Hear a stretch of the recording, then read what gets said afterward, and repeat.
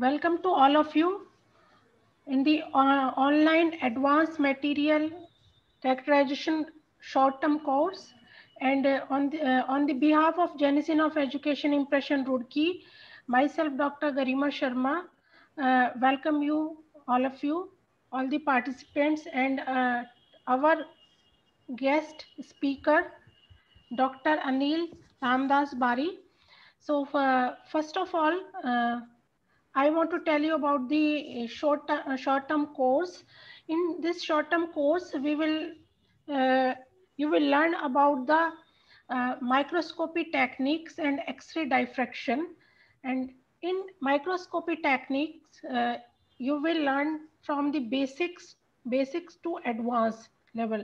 So if you are a research scholar or your faculty member or your students, so it will help in your career. In it will help in for your studies. So today's topic is basics of X-ray diffractogram, and our speaker is Dr. Anil K. Bari. Dr. Anil Ramdas Bari is now he is head and assistant professor in physics, Department of Physics, Arts, Commerce and Science College, Bodwad, District Jalgaon, Maharashtra.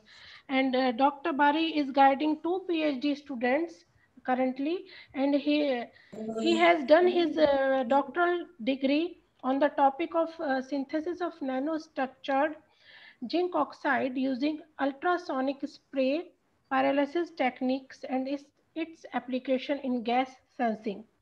And Dr. Bari is a MPhil and PhD guide, and he is having uh, so experience for to guiding research scholar, and he has conducted and completed orientation program also, and he has registered student for virtual internship science leadership, and he has conducted and attended different types of online faculty development program, short-term course, lectures series, and he has completed refresher course also.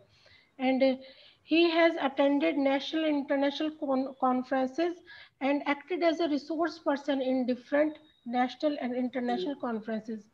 He has signed three और आपने MOU. Microphone ला Hello. He had signed different micro MOU with different departments and colleges in Maharashtra, and his interest area of research is nanomaterials, material science, gas sensor, and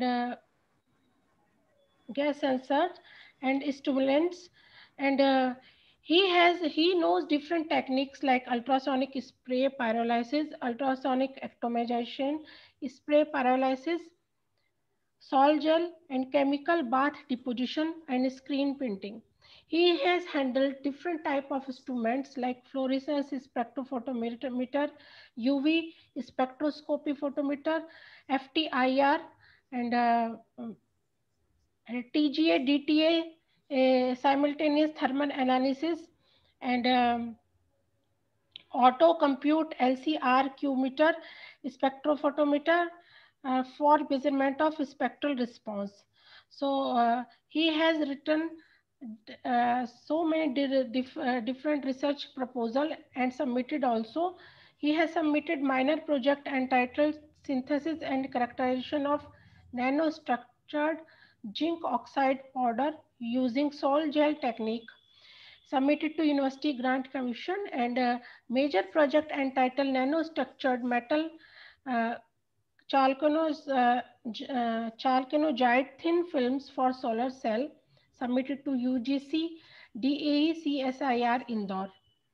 And he has written 33 research articles, and he has published nearly 46 international and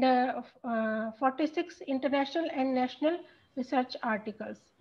So welcome you, sir, in the short-term course of advanced material characterization, and over to you, sir. Thank you, madam, for discussing the detailed introduction of mine. Yes. So Sir. thank you, ma'am. Yes.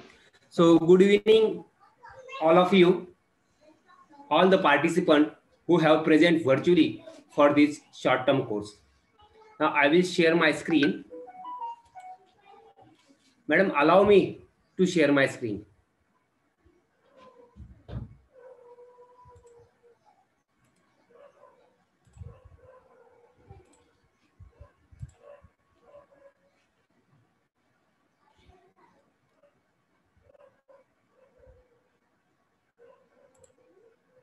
Can my screen is visible?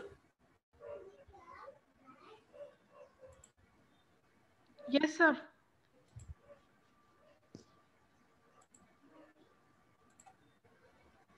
Okay, let me take into the presentation mode. So, good evening, all of you. So, I will be discuss in this lecture the basics of X-ray diffractogram. No need to introduce myself again because madam have detailed discussed me about in my introduction section. So, I will be start my presentation. The presentation includes the introduction, history about the X-ray diffractogram, crystal structure, diffraction. What do you mean by diffraction? Then source of the X-rays is there. How the X-ray can be generated. Then we move to the X-ray diffraction pattern.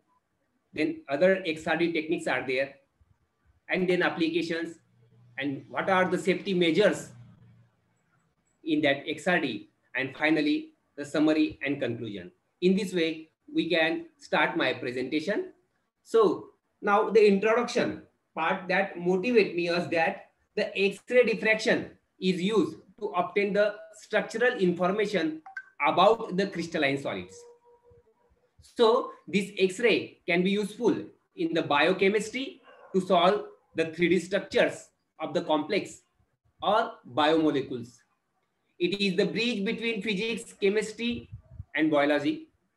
So this X-ray diffraction is important for solid state physics, biophysics, medical physics, chemistry and biochemistry, and other branches of the science also. We have just taken the limited number of branches here. So all these science branch require that the X-ray diffraction. So now we move to the history of that X-ray diffraction. In 1895, the scientist Röntgen discovered the X-ray. So he discovered the X-ray. This is the actual photograph, or we can say that actual X-ray of our fingerprints that she observes. So along with the William Conrad Röntgen, so on the discovery, in recognition of these extraordinary services, the William Conrad Röntgen has rendered by the discovery of the remarkable rays, subsequently named after him, given the X-ray.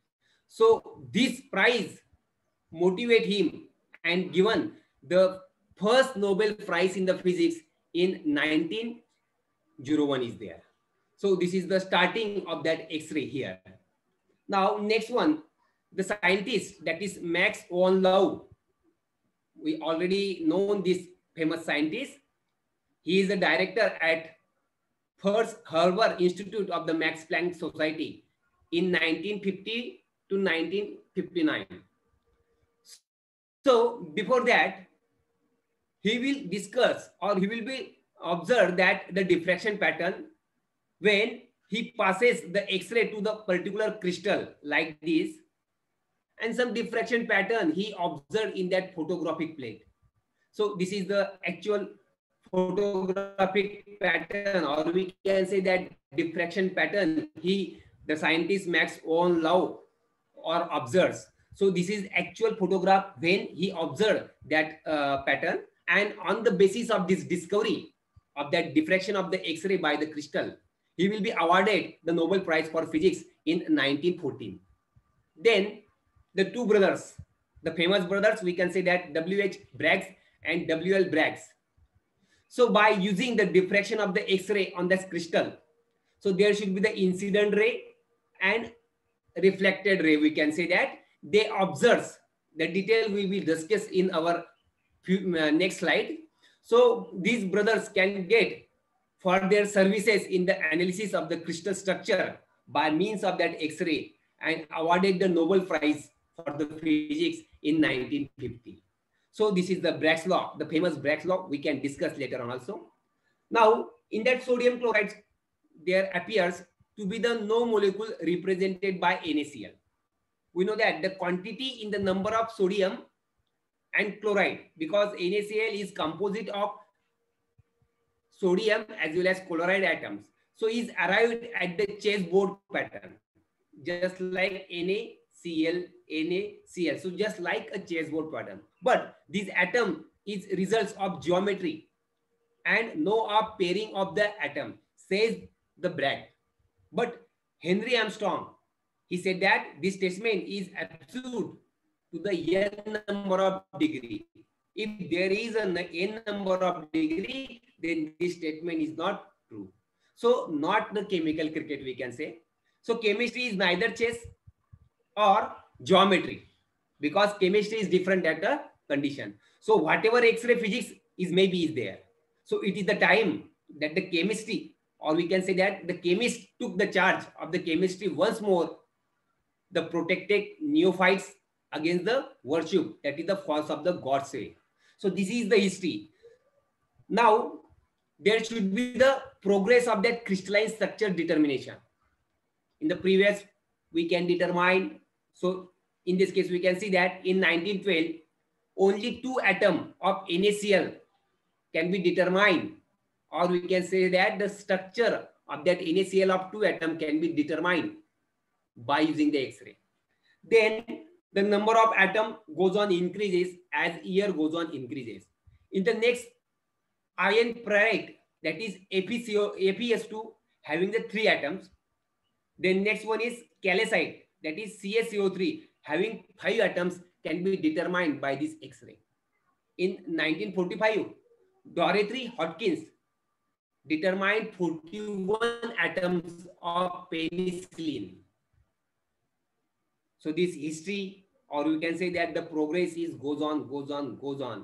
So in 1953, the James Watson and Francis Crick have discovered the 77 atom having diameter of 20 angstrom of the DNA. Okay, so in 1954, again, Dorothy Hodgkins discovered 181 atom, or we can say that determine the 181 atom of the vitamin B12 is there. In 1962, there is a hemoglobin structure having the diameter of 50 angstrom, say that. And recently, in 2011, we can determine the structure of that is ribosome. Its diameter is about 250 to 300 angstrom. And the atom, look at that number of atoms, that 404714. So from 2 atom to 40471 atom, and again it is goes on increasing. So how this progress in the crystalline structure can be used by the XRD to determine their structures. So this is very important, that history, we understand this history also. So 1895, the overall summary we can conclude it in this one slide, that is, in 1895, the X-ray discovered by the Röntgen. In 1940, the first diffraction pattern of that crystal made by Knipping and Van Loo. In 1915, the theory of the theory to determine the crystal structure from the diffraction pattern developed by the Bragg. In 1953, DNA structure solved by the Watson and Crick. Now, the diffraction improved by the computer technology. So recently, we can use the updated computer technology to determine the diffraction of that particular material. So methods used to determine the atomic structures, as well as in all the applications, that is in the science purpose, in the research purpose, in medical purpose. So number of applications can be used to determine the crystal structure in various applications also. Now we move to the X-ray. There is a number of electromagnetic spectrum, or we can say that this is the electromagnetic spectrum. This electromagnetic spectrum is divided into number of waves. We can say that depending upon the wavelength, or we can say that depending upon the frequency or energy of that photon, or we can say that electron source. So that energy is in the form of radio waves, it is microwaves, it is infrared, it is ultraviolet. In between infrared and ultraviolet, there should be the visible rays are there. Then X-ray is there. So X-ray is laying between 0.01 nanometer to 10 nanometer range. So in that case, there should be again soft X-rays are there, hard X-rays are there, and gamma rays are there. So if we increase the energy, it can increase the wavelength also. So the beam of that electromagnetic radiation, we can say that the smaller wavelength than the visible light, so higher energy, more penetrative. So in this region, this X-ray can be lies between that gamma rays, ultraviolet rays, infrared, radio waves. So these are the X-rays that can be produced by different production methods, and we can use this X-ray for the determination of the pattern of particular material. Now we move to the crystal structures. How the crystal structure can be. In that crystal structure, there should be the lattice one. We can say that lattice. Again, in that lattice, we can see the point lattice. So this is the actual figure of that square lattice. So particular lattice point should be at specific position is there. So this is the square lattice. In that case, motif is there.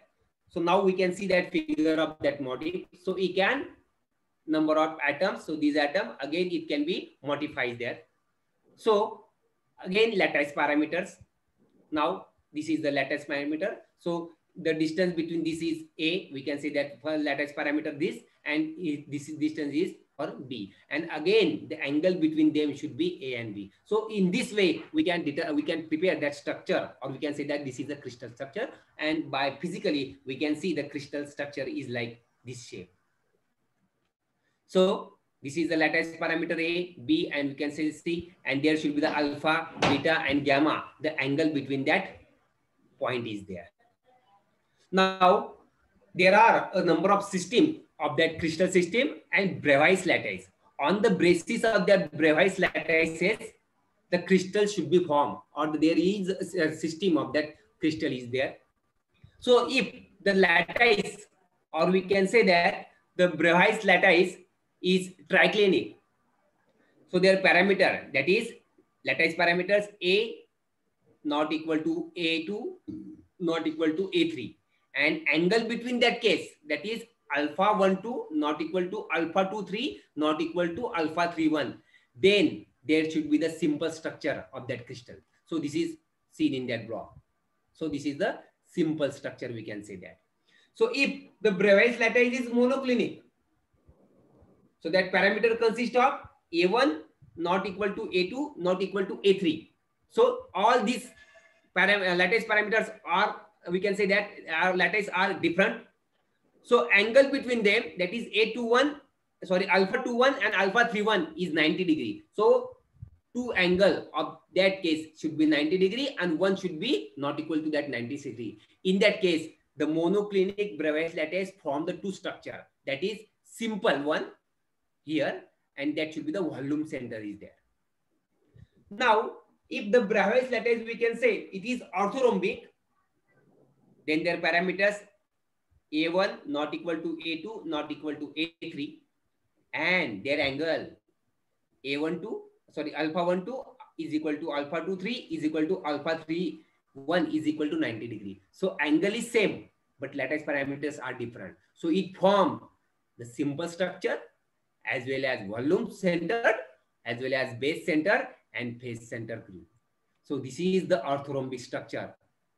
Or if we get the orthorhombic Bravais lattice, then we can form the simple volume center, base center, and phase center crystal structure, or you can say that the crystal system.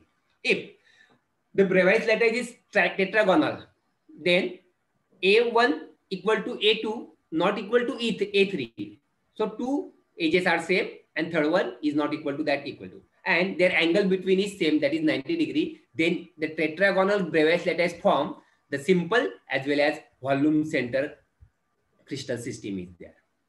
If the trigonal Bravais lattice is there, then their A1 equal to A2 equal to A3, and angle between them is less than 120 degree. So angle should be less than 120 degree and their lattice is same. So it produces the simple crystal system is there. Now, if the Bravais lattice is cubic, then we can say that the parameters A equal to A1 equal to A2 equal to A3, and alpha 1 to alpha 2 3 and alpha 3 is equal to 90 degree. So angle is 90 degree and their lattice parameters are same. Then it form the simple volume center and phase center structure is there. Now the last one is hexagonal Bravais lattice. Then their A1 equal to A2 not equal to A3, and alpha 1 2 equal to 120 degree, and alpha 2 3 and alpha 3 1 is equal to 90 degree. So one angle is 120 degree and others angles are 90 degree, and one lattice is same and third one is different. Then it forms the simple structure of hexagonal Bravais lattice. So this is the crystal system and Bravais lattice we can see here. Now, how can we determine that crystal, or we can say that the Miller indices? So find the intercept of that plane with the crystal axis that express them as the integral multiple of that vector system. Then take the reciprocals of the three integers found in the step 1, whatever be the three integers we have given, that should be the multiple of that case. So if possible to reduce the smallest set of integers, say HKL, and label that HKL is nothing but the plane, or we can say that the Miller indices. We can planes and direction by giving particular symbol to that single plane. If there should be the single plane, then we can place HKL in the bracket, simple bracket. If we can direction of the plane, then it is in the square bracket of HKL. Then curly bracket, it produces the set of parallel, or we can say that the equivalent planes also. And it is in the rectangular bracket, we can say that HKL, the set of equivalent direction also. We can also measure the interplanar angle by using the crystal plane. So it is determined by cos theta is equal to H1 H2 plus K1 K2 plus L1 L2 under root of H1 square plus K1 square plus L1 square into H2 square plus K2 square plus L2 square is there. Now we can measure the direction also.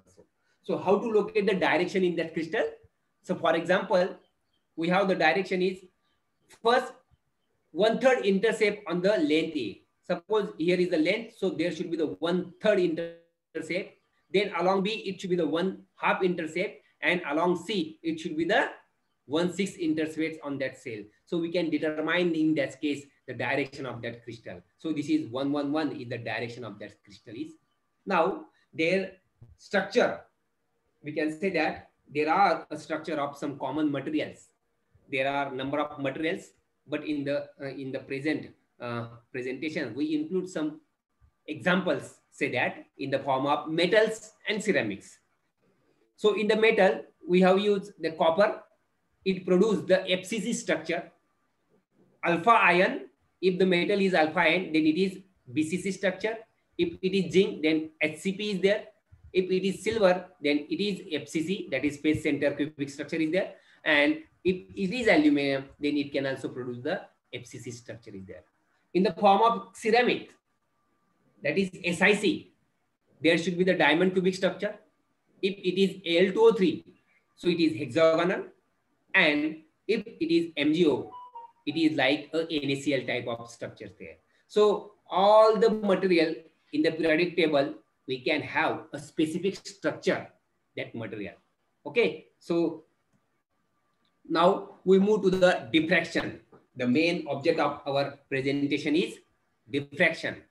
So diffraction beam may be defined as a beam composed of large number of scattered rays that mutually reinforce each other.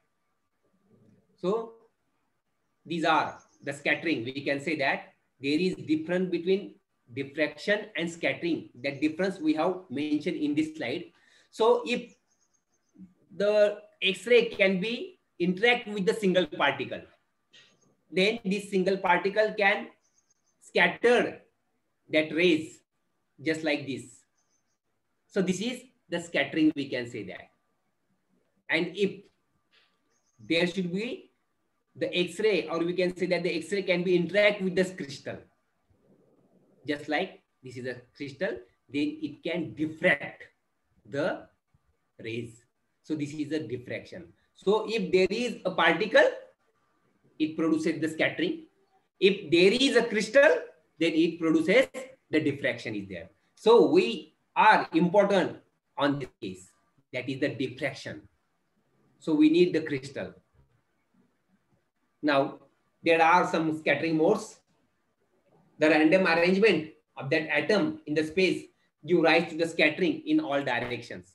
So if there is a random arrangement in the atom of the space, so it can produce the scattering, and this scattering is have a weak effects and intensity also.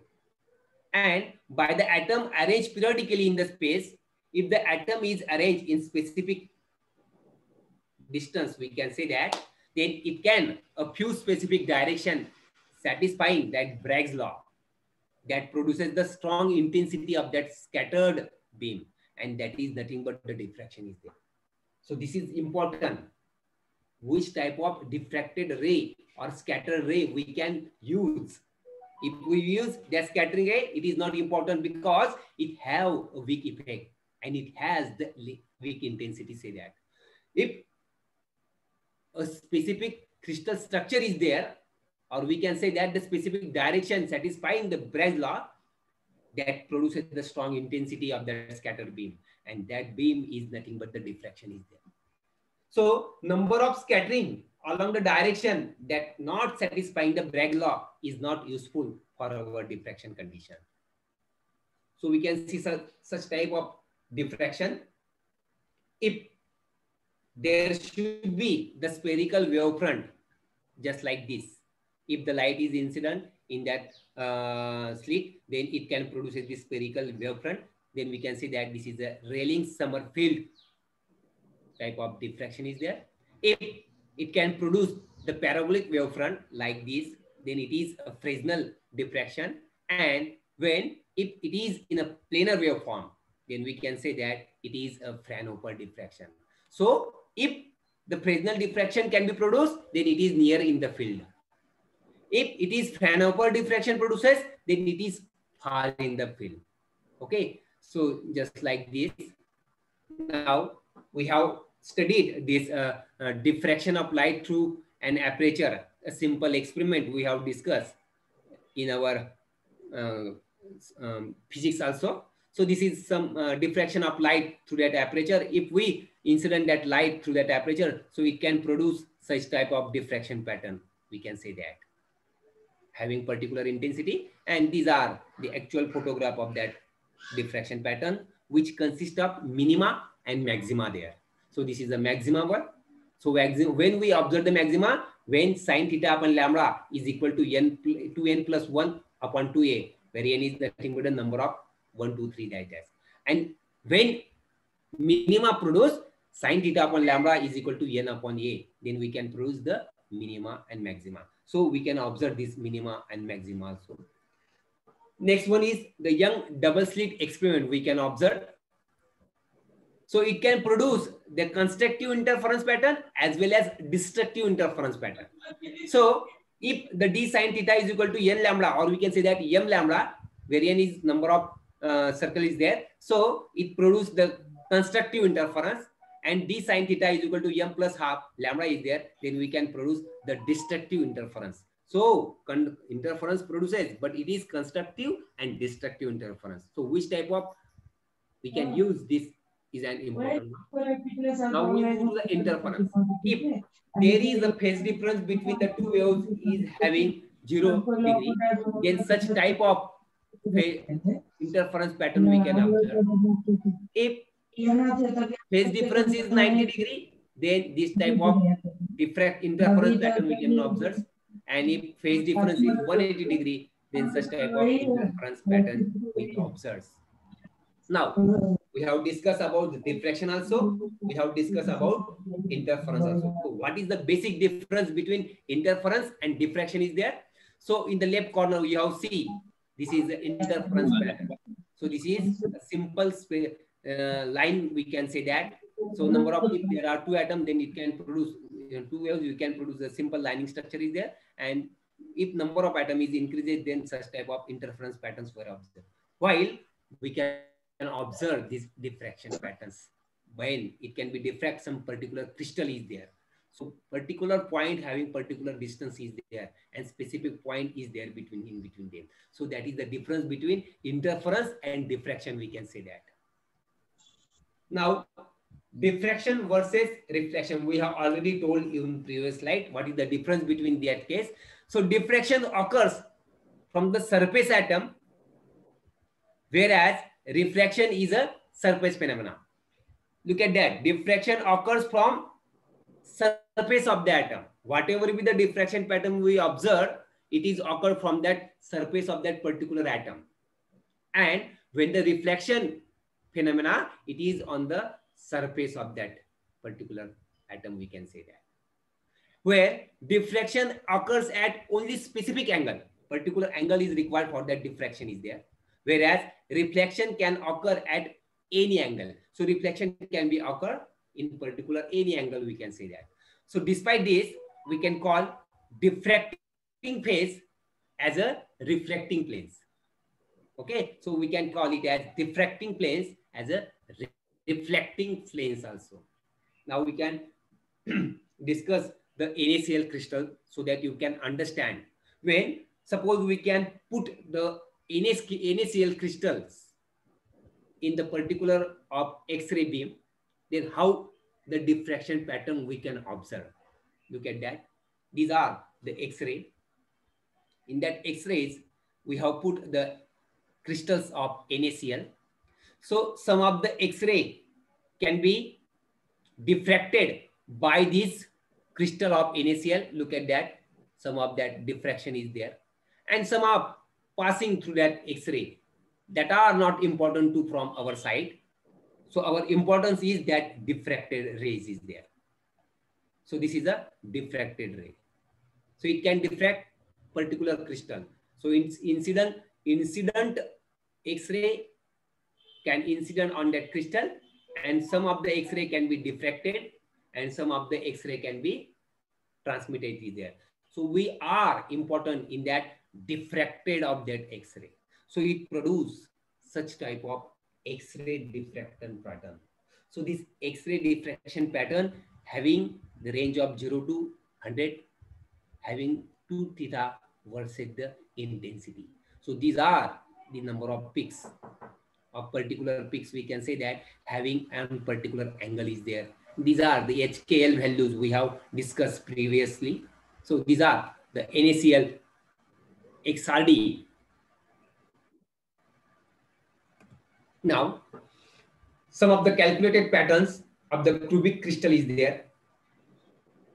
Just like the observed XRD pattern of our NaCl, and these are some calculated, we can say that specific are such type of XRD pattern is there. It is ranging from 0 to 80 degree, that is 2 theta versus intensity is there. And such type of peaks were observed in that XRD pattern. And these are the lattice parameter. So it is cubic eye, cubic phase, and cubic P is there. So such type of XRD pattern we can observe or we can determine of our particular material by using these XRD techniques.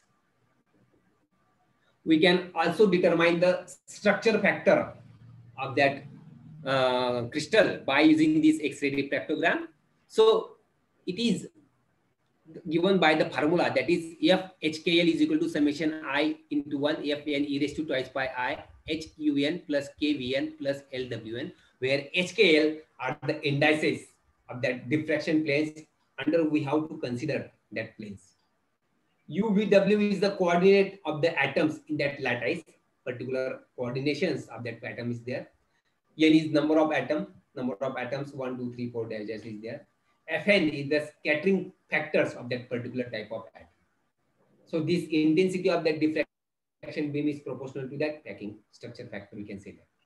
So there should be this summary, we can calculate it as Bravais lattice, reflection possibly present in that case, or reflection necessarily absent.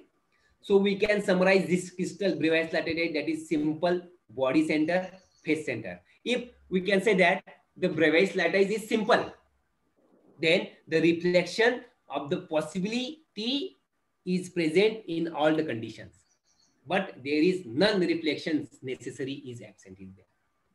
If the Bravais lattice is body center is there, then their addition H plus K plus L should be even one, while in other case it is odd one.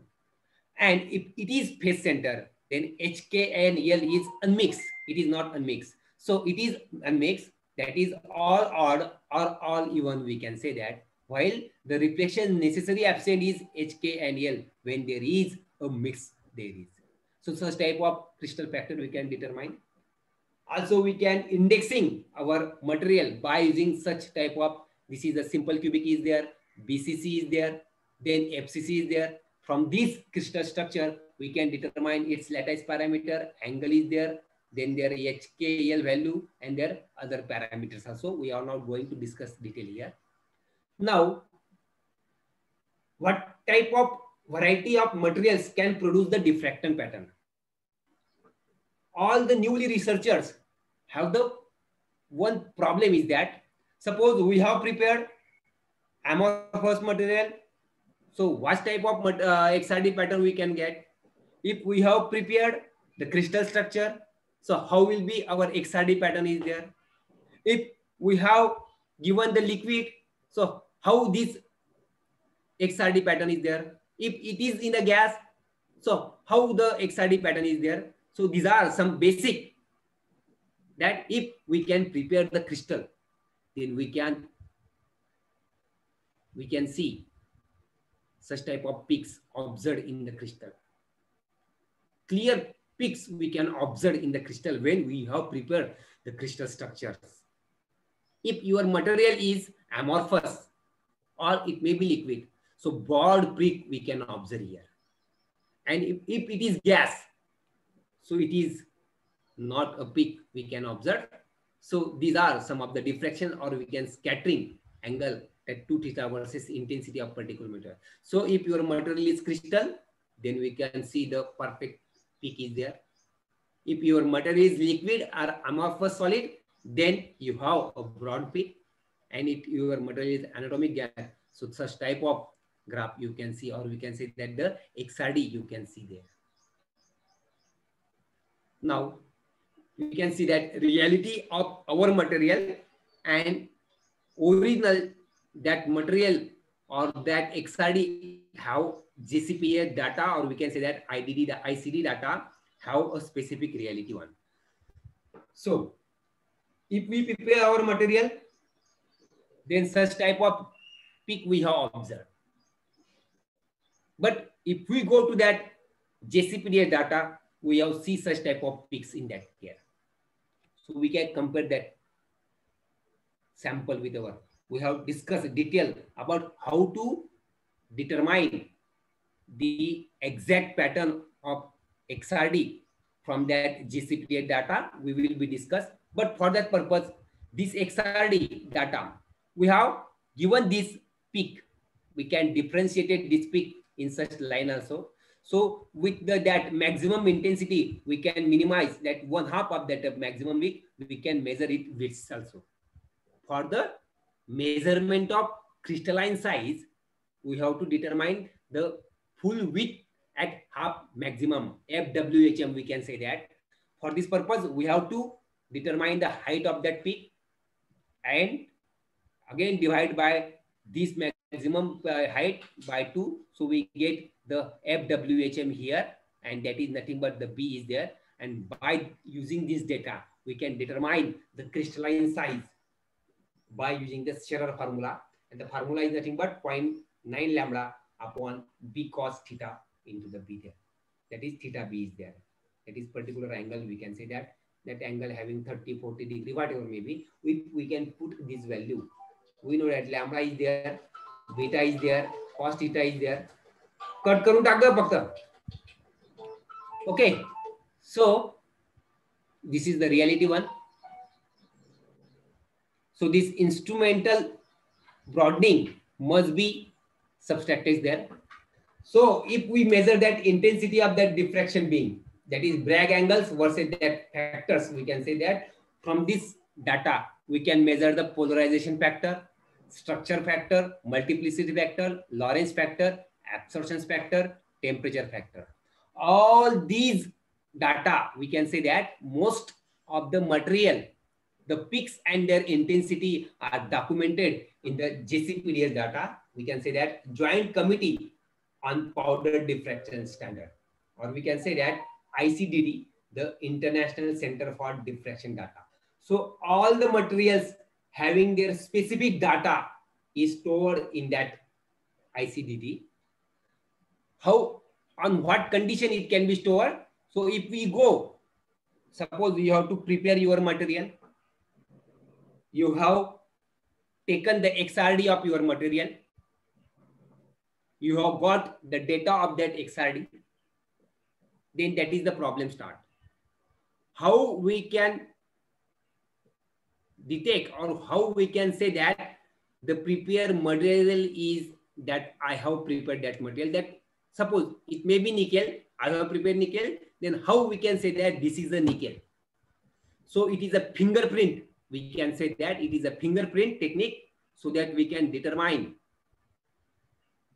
the material. So the prepared material data we have taken, we can plot the graph, and how we can match it. So for this purpose, there should be the ICD data is there. In that case, just like this, that is name and formula is there. So reference code, particular reference code of particular material is there. That is 00011, 0011260 is there. Then the name of the PDF index is nickel is there. We have given one example of nickel here. Then its empirical formula is Ni, chemical formula is Ni. Then their crystallographic parameters, we can say that the crystal system is cubic. Then their space group is FM 3M. Space group number having 2 to 5 is there. Then their parameters, lattice parameters, say that A, B, C is there. Its value is there. 3.5175 is there. Then alpha, beta, gamma having 90 degree angle is there. Then their measured density, volume of that particular cell. All the detailed information of your material is stored in that JCPDS data. Okay, then we can see how, just like we have given one example also. This is a crystal structure. We can say that rutozide crystal structure of zinc oxide is there, having zinc and O, having the plane of here. Then its property, we know that the lattice parameters at particular degree is there. That is A, C, 3.2498, 52609 A0 upon AC, that is 1.60 is there. Its density is there. Stable phase as particular angle is there. Its energy gap at particular room temperature, exciton binding energy, electron effective mass, whatever be there is stored in that particular JCPDS data. Now, if we click that data, then we can observe such a type of stick pattern from that JCPDS data is there. So this is a stick pattern, we can say that.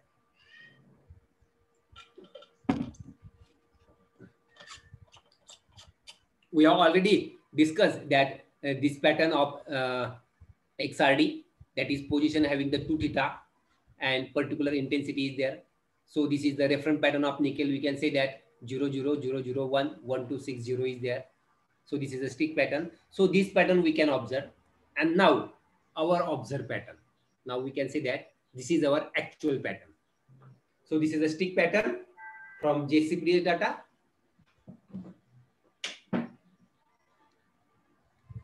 So this is a 1 minute.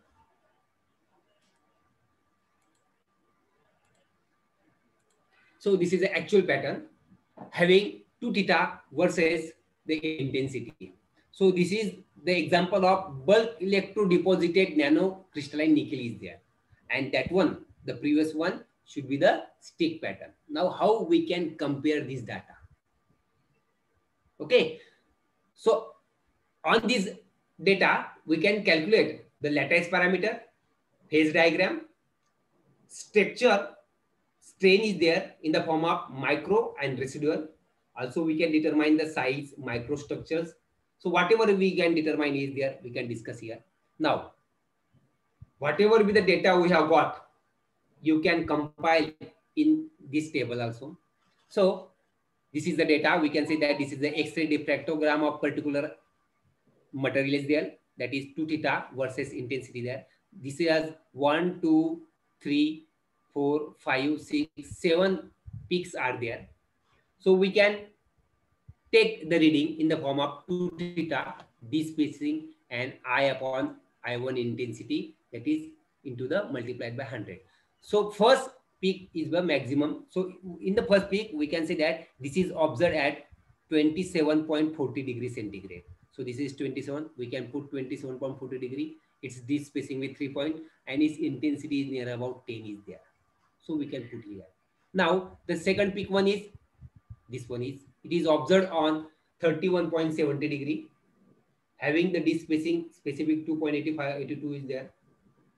Then its intensity is maximum, we can say that 100. So it is the first strongest peak.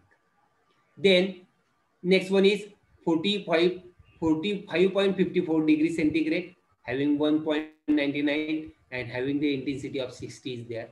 So this one is second highest peak is there. Then one 53.55 is there. So this one is 53.55 is there, having 171 is there and 5 intensity. Then next one is 56.40 is there, having 1.63 D spacing is there, and 30 is the intensity. So this peak, next one. So all the peaks we can summarize here. So this is our prepared data. We can say that our materials data. So you can tabulate it in this form. Now there is a procedure. Then next procedure, we can say that for note the first 3 strongest peaks. So this is our first strongest peaks. We can say that this one is first strongest peaks, having an angle of 31.70 degree at D is 2.82. Then second strongest peak is there, that is 40.54 is 199 is there, and you can pick, there should be the 30 having 3 peak. We can use latest one, that is 56.40, that is 163 is there. So this peak. So first you have to find out the first 3 strongest peak, label it as D1, D2 and D3 is there. Then in the present case, D1 is 282, D2 is 199 and D3 is 163 and strong it is there. Then search the DCPS manual. So we have, by that previous data, we have picked that 3 strongest peaks. So we pick D1, D2, D3, label it, and its D value, we can say that 2.81, 1.91 and 1.63 angstrom. Then search the JCPDS manual. So to find the D group belonging to the strongest line, so first we have to find the D group having the strongest line. So it is 2.82 is there. So we have to search the line between 2.82 to 2.80. So in between them, exactly we cannot find the 282. So before the 280 and after that 284. So plus minus percent we can say that. Then there are, if we search that data, then we can observe the 17 substances with the approximately similar D2. So on that case, if we go for this case, then we observe the 17 substances having the value of 1.99, that is D. But only the 4 have D1 282. So only the 4 value, we can say that D182 is there. So this is D1 282. So 199, if there is 199, we can observe the 17 substance. But If there is a 282, then we can observe the 4. So we can, all data we have, all the periodic table consists of number of materials, that how a particular data that. So that data, we have sorted it into the 17 number. Again, then we sorted it in a 4 number. So this can be minimize it. So after that sorting, that 4 number, out of this, only one has. Then D3, we can choose as D3, that is 163. So out of these 4, only one has the value of D3 1.63, and that is the value of NaCl. Though, then it is a NaCl finally. So if we get these four substance, we can say that, so we can observe that 4 substance here. The first one is 282, 199, 260, 2.66, 1.61, 1.51, 1.49, 3.57, 2.67. So the substance is ERAC2Q is there. We are not interested in that case. Though they are 282, 282, 282, 282, 4 substances are there. But that particular have only 163, that is 1. So this is 163. So we can observe that data. So only one have 163, other not have that 160. So this is the NaCl. So we can find out number of materials. Among that number of materials, that this is the NaCl, and the card number, or we can say that the file number of that NaCl is 5-628. And then we can compare our value. Then we can say that. So it could be much more tricky if the sample is oriented or structured to your goniometer is not calibrated. If the sample is sticky, or if they have produced some problem of goniometer, then it is not easy to determine it structure is there. Also, in the presence of multiple phases, that should be the complicated one. So if more complex, several pre-maturation combination is there. Suppose we have to go CuO2 is there. So CuO, Cu2O, Cu, number of premature combination is possible. In that case, D1, D2, and D3, the 3 strongest line have these several alternatives here. That have the several alternatives. That is our complications there. So then take any of the 2 lines together, then compare with this one, D1, D2, or D1, D3, or D2, D3, or D2, D2. We can compare, we can make a pair, and then we can search in that case. It turns out the first and third strongest lies between the Cu, and then all other peaks of Cu can be separated out. Then we can separate that all other peaks also. So now separate the remaining lines and normalize the intensity. Then we can separate that remaining line. So look for the first 3 lines, and it turns out that the phase is CO2. So this is the complicated curve. If you have the binary materials, so you have to sort out, or we can say minimize that conditions also. So if more phases, you have a more pain to solve or to observe that data. So this is all about the data we can recover, or we can get from that JCPDS data to compare our data. Now there is some thin film specification, also we can say the specimen. From this we can determine the XRD. So this is a substrate is there. Some sample is coated on that substrate. It is in the glass, or we can say that ITO substrate or FTO substrate is there, whatever may be. So we can deposit that material, and we can determine the XRD of that material. So that how a particular angle incident radiation is there, and that case. So it produces the smaller volume, that is the less intensity of the scatter beam from the film. If your specimen is a thin film sample, then such type of scattered beam from that film. Now, if the angle is minimum, so grazing angle is small, less than 1.5 degree, then it is useful for the polycrystalline specimen. So whatever your specimen is there, that depending upon what type of instrument you have to use. Now, in the thin film XRD, we can say that the precise lattice constant measurement derived from the 2θ scan, which provide the information about lattice mismatch between the film and the substrate, and therefore It is indicative of the stress and strain also.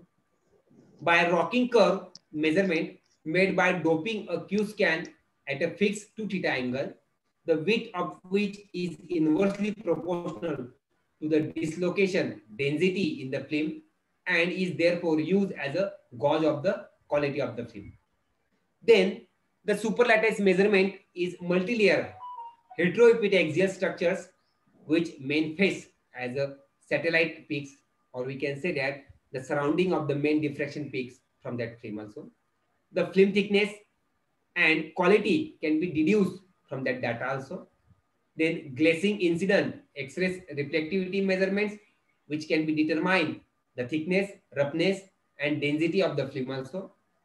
This technique does not require crystalline film and work even in the amorphous materials. So these are again the thin film specimen is there. Their HKL plane, that is the single crystal substrate is there. Then the angle is there. So diffraction that from the plane, that is HKL, having the particular angle. And if the film single crystalline structure is there, then their angle is there. So if the angle is greater, we can say that no diffraction from HK plane. So theta 1 not equal to theta 2. If the angle is not same, then we cannot observe the diffraction of that pattern. So if the sample and the substrate is polycrystalline, then problem are less. Then even if one of them is oriented, then problem arises. So whatever your material can be prepared, that depend upon that case. So in such situation, substrate alignment is necessary. So how we can align that substrate?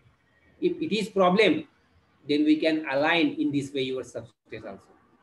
Now this is some of the oriented pattern of the thin film on that SRTO TiO2 substrate is there. That is a bismuth titanium films on that particular orientation of the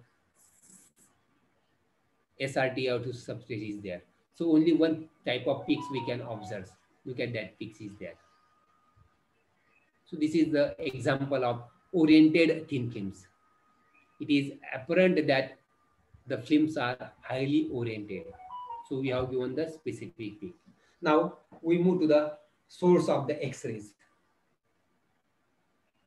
So for this purpose, there should be the specific instrument, we can say that have the glass shape having particular volume, then their ceramic steel is there, then focusing the cup is there, O-shape ring, seal water is there, that is water in, water out is there, filter of that water also there, then nameplate is there, then there is a filament, anode, windows is there, and high volume contacts can be produced.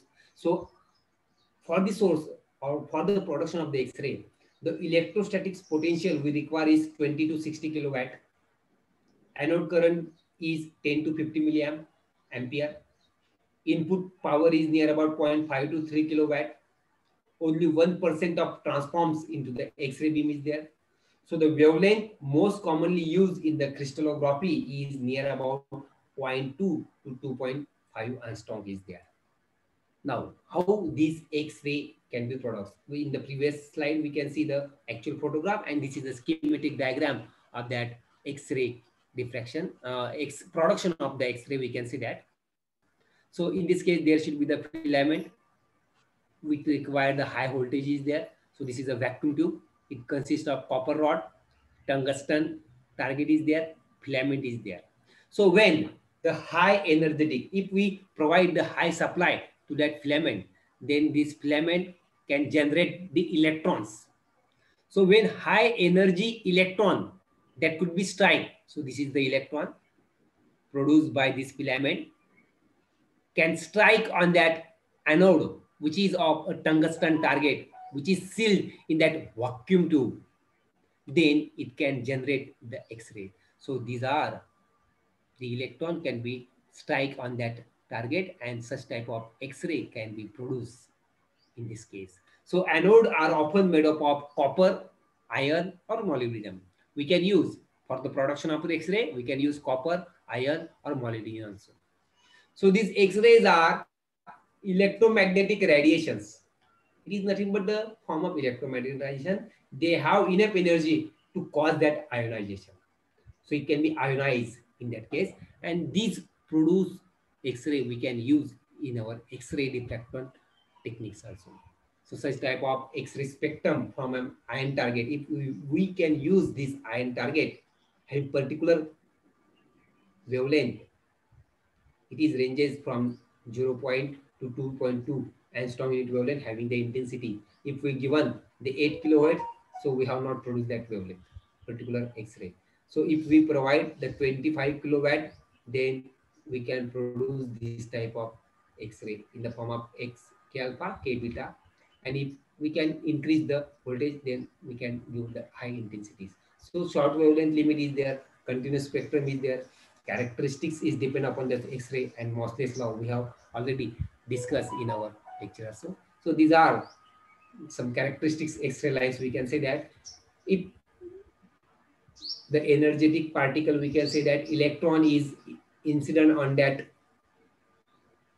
material or tungsten, or we can say that copper, then that electron get energy and it can be excited. Then the excited electrons can jump to the higher energy level, and particular time it will be given that energy and or emit that energy and reside in that ground state level. So during that emission of that energy, that X-ray can be produced. So such type of emission, that X-ray can be produced in the form of X alpha, we can say at K alpha 1, K alpha 2, K beta 2. If the anode is in the form of material of copper, then it can produce 1.54184 angstrom of K alpha radiation, and beta is 1.39222 angstrom in it. If the target should be the molybdenum is there, then it produces 0.710073 angstrom is there, and K beta radiation is 0.63 there. The most commonly used X-ray in our scientific purpose is 1.5418 angstrom unit is there. Now, the final stage is up, that is the X-ray diffraction.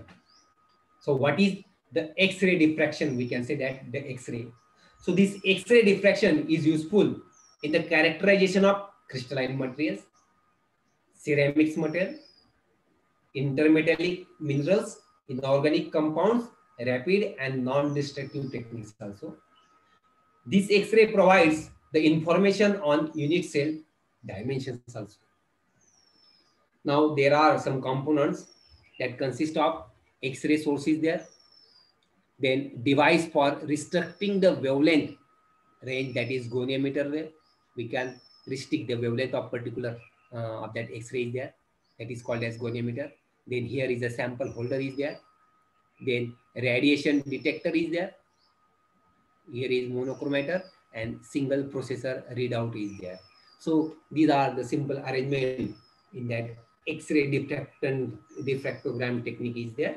So how this work, we can see here, how the XRD can be works. So production of that X-ray can be used for the XRD purpose. So the continuous beam of the X-ray is incident on the crystal through that collimator. So whatever with the XRD we have to taken from that particular material can be kept here in the XRD technique.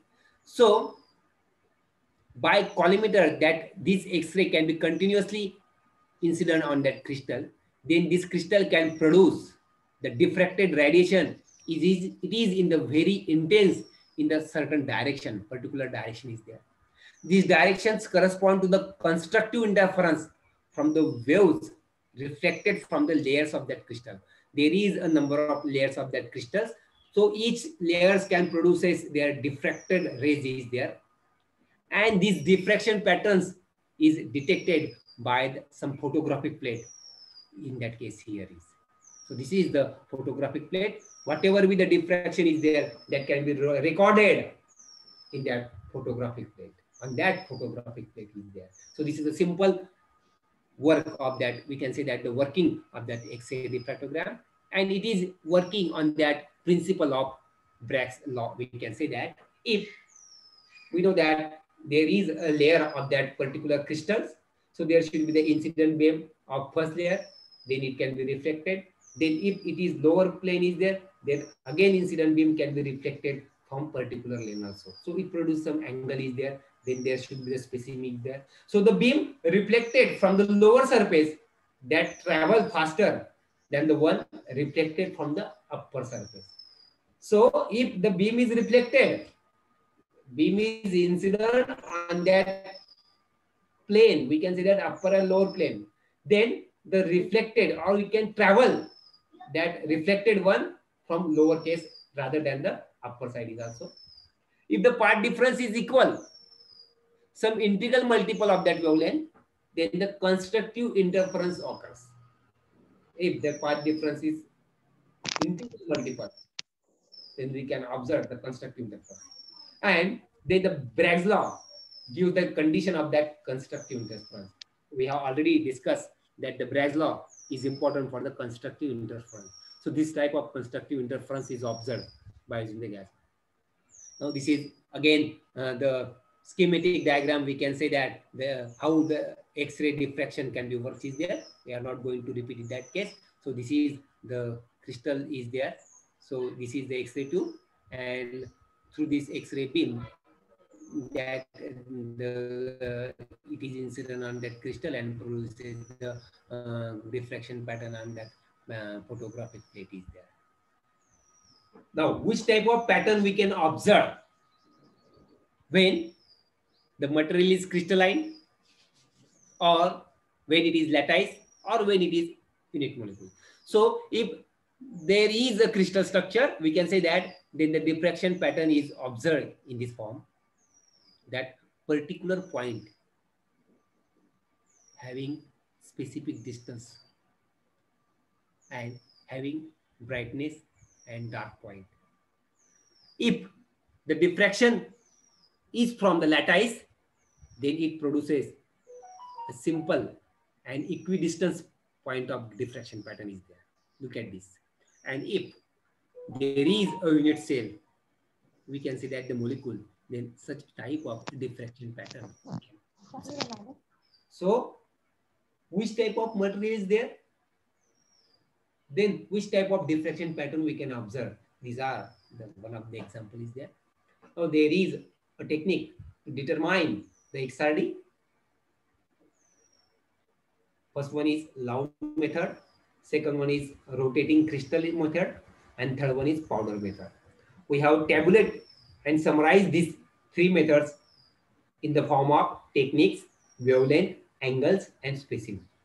If we can use that Lau technique, then it will be variable in the wavelength. So whatever will be the wavelength produced in that Lau method of X-ray, it is variable, but angle should be fixed is there. So the sample should not be moved there. So it can be used to determine the XRD of single crystal is there. Now, if the technique is rotating crystal is there, so crystal should be rotating there. So wavelength should be fixed, and the angle of rotation should be variable, and it is used for the single crystal also. If we can use the powder technique, then its wavelength should be fixed, angle should be variable, and sample we can use as a powder. Now we can discuss shortly this technique. So first one is Lau method. So this is the Lau method. We can say that when the incident beam is incident on that crystal, look at that, then the transmitted ray can be captured on that sample, and we can observe that, sorry, sample, this is the flame, photographic plate is there. So this is the flame. We can observe here the XRD pattern is there. If in the form of reflections, we can observe such type of diffraction pattern. So it can move from that film and go to that crystal structure and produces the pattern, and such type of diffraction pattern we can observe. So in that case, Lau method, we can say that there should be the wavelength is, so we can vary that wavelength, such type of graph we can make that. So this is the XRD pattern by the Lau method. This Lau method is used as a single crystal for the white radiation also. It is used for determining the crystals, orientation and quality also. Now, next one is rotating crystal methods. In this case, the crystal should be rotated. So, wavelength should be fixed and crystal should be rotated. So that this is a source, that source can be produce that incident beam of X-ray, and it is incident on that crystal. That drum should be rotated, and crystal should be rotated and produces such type of diffraction pattern. We can say that this technique is used to determine the unknown crystal structure of the material. So now the single crystal X-ray diffraction, we can say that used to determine the crystal structure, orientation, degree of the crystalline perfections, imperfections also. We can say that twinning, mosaicity, etc. Sample is illuminated with the monochromatic radiation. It is easier to index and solve the crystal structure because of its diffraction peak is uniquely resolved. Now, next one is powder method. So we can put the sample here in the form of powder and we can incident the beam. So number of diffraction patterns we can observe. Look at this. Now this is the film we can observe. We can say that it is the pattern of diffraction pattern observed in that photographic plate. So it is useful for determining the lattice parameter with the high precision and for the identification of that phases also. So X-ray powder diffraction, we can say that more approximately called polycrystalline X-ray diffraction because it can be used for the sintered sample, metal foils, coating and films, that is finished parts, powders, etc. It is used to determine the phase composition. It is commonly known as ID there, phase ID. So what phase are present in that particular material, we can determine by using this powder diffraction. Then quantitative phase analysis, how much of the each phase is present. So what type of phase, number of phase, we can quantitatively determine the each phase. Then we can determine unit cell, lattice parameters, crystal structure. Also, we can determine the average crystalline size of the nanocrystalline samples. Then crystallite microstain and structure is there, or we can say that texture is there. We can also determine the residual stress, or we can say that residual strains also. Now, this X-ray diffraction can be applicable in number of ways. Some of them are listed here. It is determined the crystal structure. It is identified the phase or phase transition is there. It can measure the grain size, particle grain size, we can say that. It is measured microstrain. This XRD can measure the texture, or we can say that the stress, that is polymer fiber material. If we can prepare the polymer or fiber material, then we can measure the textures and stress also. So determination of the thin film composition, which type of material is present in that particular thin film, that can be determined by using this X-ray. Then industry identification of the archaeological material. What is the archaeological material present? In that case, we can determine by using this X-ray. Now, this X-ray have some of advantages. So it is fast identification of the material. We have already told you that this is the fingerprint of our material. So it is the fast identification of that material. Easy sample preparation. So sample can be prepared. Whatever be the sample we have prepared, we can send it to the XRD technique. Then there is no need to extraordinary to make the prepare to sample to analyze the XRD. Then nowadays, computer-aided material identification also done by this XRD, and large number of unknown or known crystalline structures having the library, that is ICTD, or we can say that JCVDS. So large number of crystalline structures is compact in one library. So this is the advantages of that XRD. Now, during this XRD, That is, we have started basics. What is meant by X-ray? What is the history? Then starting from X-ray, then X-ray diffraction, reflections, then XRD patterns, then XRD techniques, then actual XRD machine we have handled. So we have to take some safety measure in that X-ray case. So exposure of the type, it is the short-term high dose is there and long-term low dose is there. It is invisible, odorless, colorless, and most of the exposures are undetectable. So lab users must understand radiation of the safety uses and pass an exam to the use of lab. Some safeguards present in the lab do not substitute for knowledge and following safe procedure. So you have to adapt that safety measures during the use of XRD techniques to determine the X-ray diffractogram of our patterns. So some of the area, we can say that the dangerous area of that X-ray. So some area, the first dangerous area is the primary beam. So after that diffraction, scatter light, there should be the primary beam present in that technique. So this is one of the dangerous area, that is the primary beam. Then second one is scattered radiation. Whatever be the scattered radiation is there, that can be, actually this is evacuated in a vacuum chamber, so it is not harmful to us. But if we have to know that what type of area is dangerous in that XRD.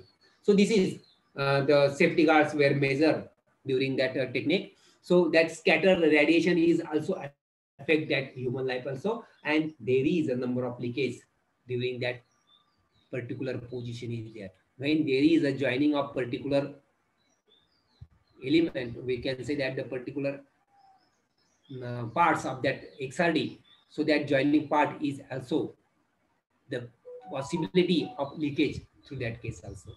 So these are some dangerous area, we can say that. Now some summary and conclusion we have concluded in my lectures. Number of conclusions we can say that summarize in this case, but we have I have just summarized 1 or 3 or 4 conclusions is there. So X-ray diffraction is a technique for analyzing structures of biological molecules. X-ray beam hits a crystal, scattering the beam in a manner of characterized by the atomic. The structure, even complex structures, can be analyzed by the X-ray diffraction, such as DNA and proteins. This will be provided useful in the future for the combination of knowledge for the physics, chemistry, and biology, and in the form of research purpose, in the form of medicine, others also. So number of applications are there. Thank you very much, and I am very much thankful to the madam, Dr. Garima Sharma, to provide me to put in front of you my lecture. Madam, or do you, if you have any questions, you can please free to ask. Thank you, sir, for a wonderful lecture. And I hope all the participants will get benefit from your lecture. And any question from the participant side, they can ask from the sir. Any question you can ask from the sir. Right now, you are not problem. If you have any question, you can mail me.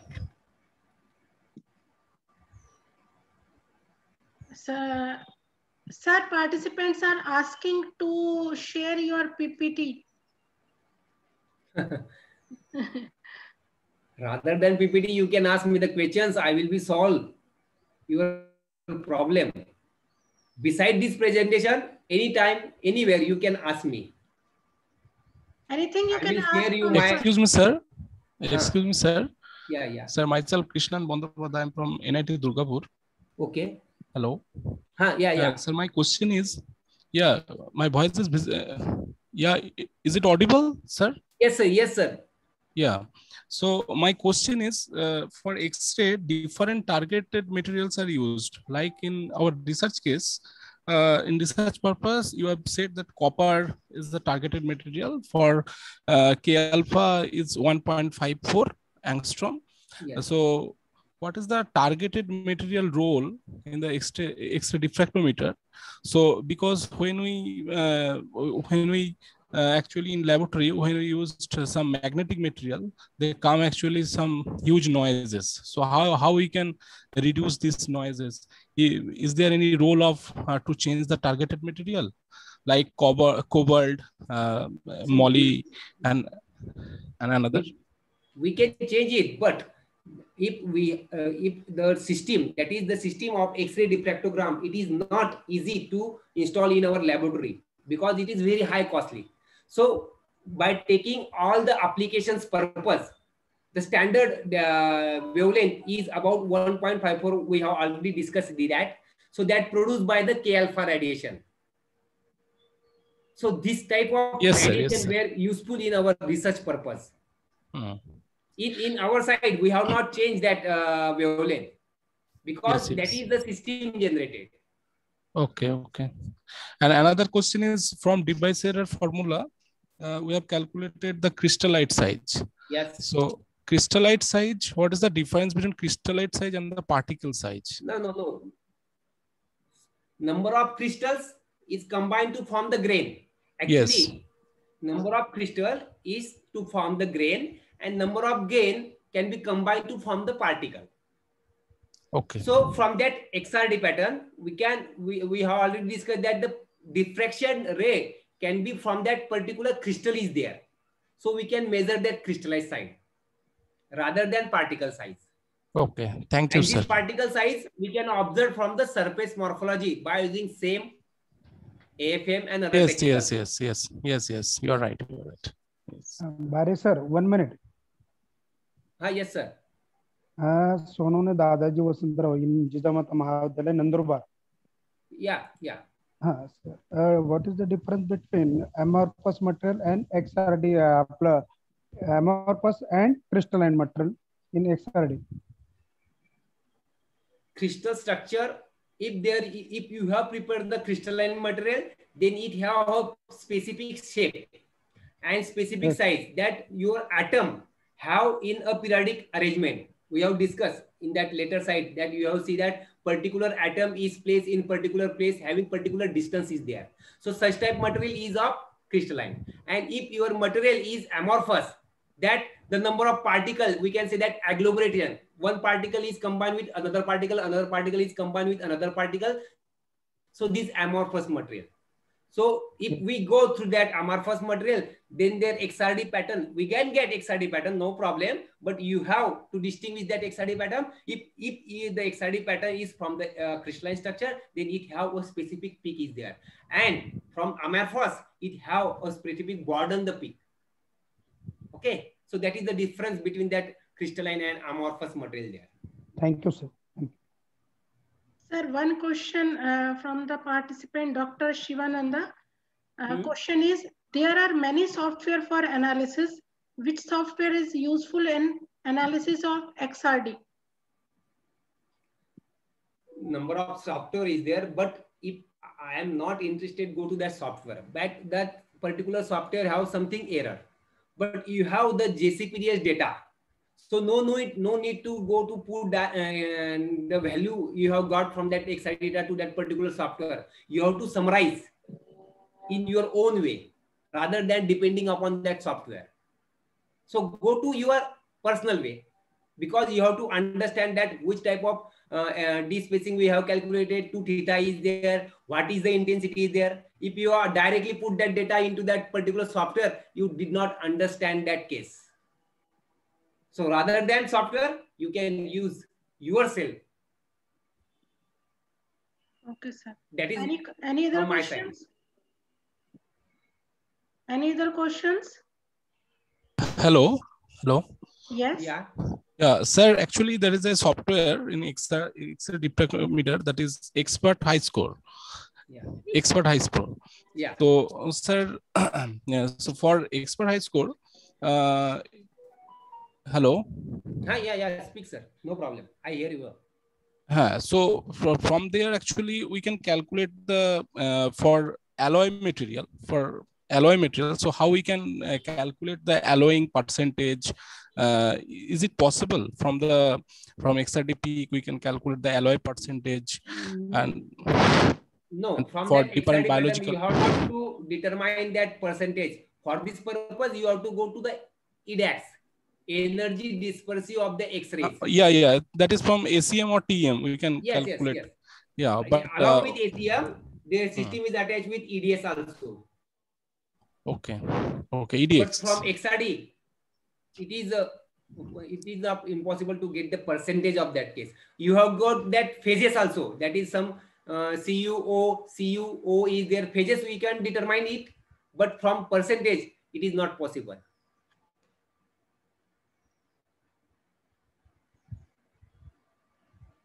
Any other questions from the participant side?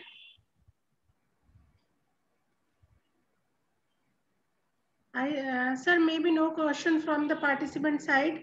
And if you are having any doubt and question, you can email to me. I will forward to the sir. And tomorrow's session will start from 3:30 p.m. and the meeting ID and password of the session will be the same. So please be on time. So now I'm going to finish the meeting. If you are still having any question, you can ask from sir. Otherwise, you can email or WhatsApp to me. I will forward to the sir. So thank you again, sir, for your wonderful and helpful lecture. Thank you, sir. Thank you, madam. Can I leave? Yeah, we will. Yes, sir. Can I leave the meeting? Yes, sir. Yes, sir. I'm going to.